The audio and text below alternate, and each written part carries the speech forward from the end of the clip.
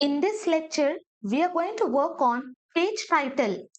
So this is my home page. You can see here I will be having title home my website. Now I will click on this product 4. You can see product 4 is displayed and after that I am having details. Now I will come to products. I will be having all products. So whatever pages I am having, based on that, I have to display this title. So for that, we are going to create reusable component. Inside this components folder, I will be creating one file. I will give the file name as page title.jsx. Here, I will be writing RFCE.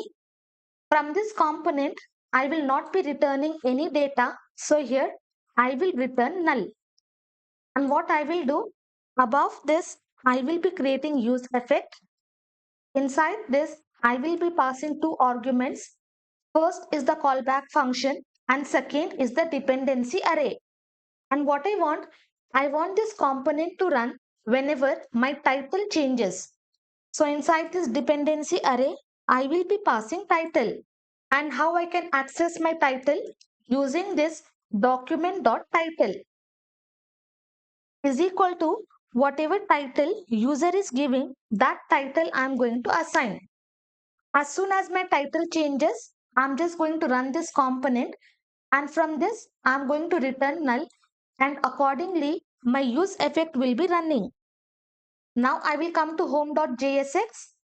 Here above this navbar, let me just scroll up. Here I'm just going to access this page title. Hit enter, page title will be imported. Inside this, I will be passing the prop title and here I will be writing home. Then I will write my website. Now initially if you see, we are having e-commerce MERN project. Now this title we have to accept as a prop. Now let me come here. I will be passing this title. Now save. Now you can see I am having home my website.